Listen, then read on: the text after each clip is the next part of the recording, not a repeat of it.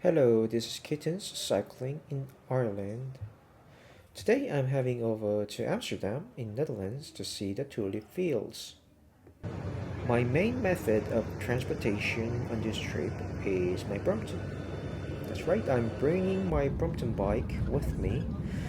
And originally I was waiting for the box called B&W Folden box to arrive from Germany, but unfortunately I just missed the delivery by a day. It arrived the very next day after my departure. But hey, what can you do? And for this trip, I used Brompton's original sturdy cardboard box. And now here, I am looking out from the airplane window, and I had actually asked ChatGPT which side of the plane I should sit. And I'm flying from Dublin to Schipol, Amsterdam, and it recommended to sit the right side. And yep, there it is, a tulip field right below. However, as you can see, most of them are already gone. Today is April 30th, and I was too late. After landing, I carried my Brompton box and luggage while searching for the luggage storage area in the airport. And for your information, the luggage storage in Schipol is located at the basement of the airport shopping center.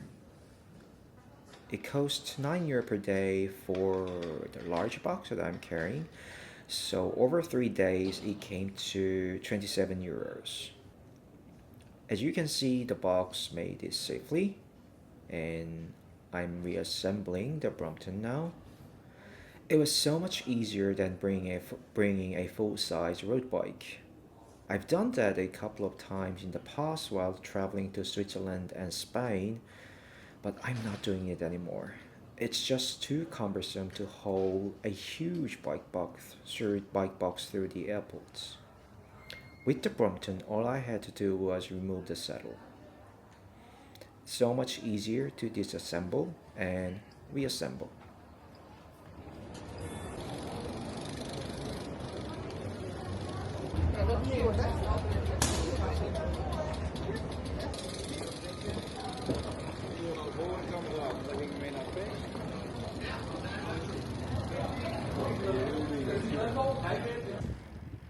Here I am cycling out of the airports.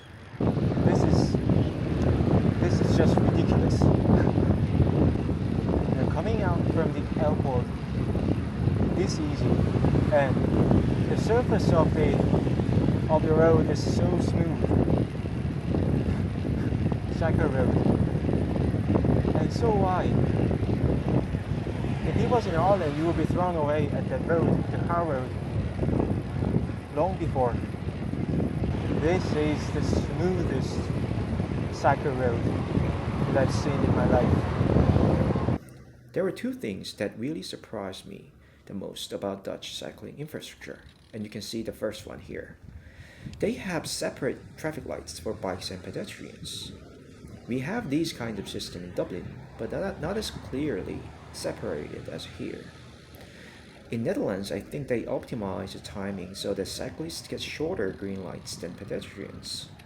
It makes sense since bikes can cross faster.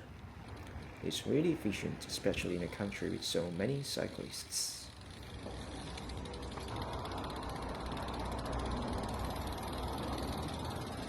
Hello. Hello. Uh, do you have a bike pump? Yeah. It's fine, but I Mm. just came from the airport, Yeah. so the air pressure is a little bit low. Not. 90, please. It's a lot for small tires. It is 65 to 105. Even in small towns, the cycling paths were incredible, mostly two-way and super wide. And when crossing large roads, instead of stopping at traffic lights, you often go under through tunnels or over the bridges. That made the ride feel seamless, like you're not constantly stopping or dealing with interruptions by cars, especially. And I saw tons of electric cargo bikes too. Some were carrying goods or groceries, but many were used by moms, like the bike at front of me, and cycling with their babies. That really struck me. If especially mothers feel safe riding with their kids, it says a lot about how safe and welcoming the infrastructure is.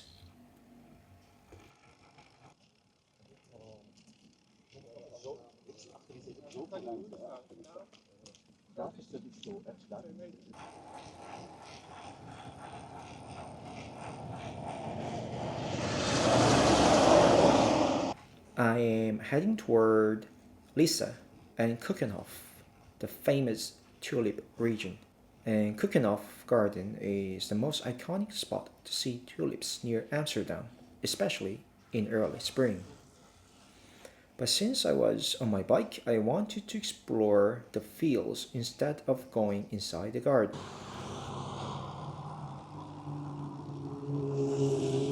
Unfortunately, as I saw even from the airplane, most of the tulip fields were already cut.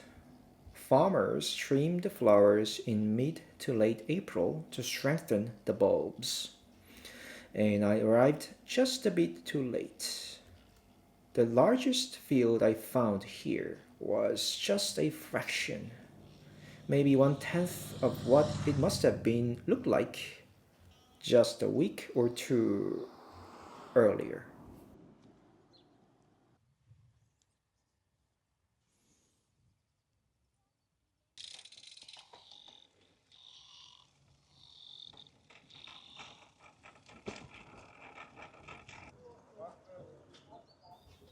And I just passed by Kukenov but didn't go in.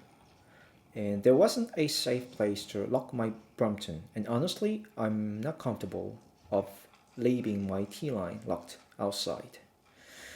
Dutch people are totally fine parking their bikes anywhere, but I'm just not used to do that.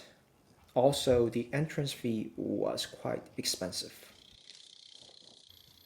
On the way back, I came across a lovely campsite. I didn't bring a tent, but there was a small cafe there, so I stopped it for a sandwich and a beer. Prices were similar to Dublin. I have already cycled about 60 kilometers at this point, and instead of heading straight back to Amsterdam, I decided to make a detour through Haarlem, a small, charming town. That brought my total cycling distance for the day to around 70 kilometers. As you can see here, I'm going under a big road again thanks to a dedicated underpass. This is what I love most about cycling in the Netherlands. The intercity cycling paths are amazing.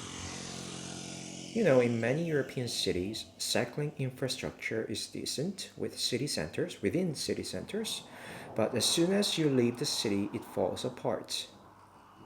However, that's not the case in the Netherlands.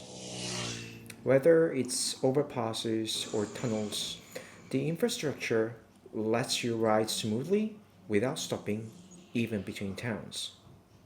That made my cycling really enjoyable.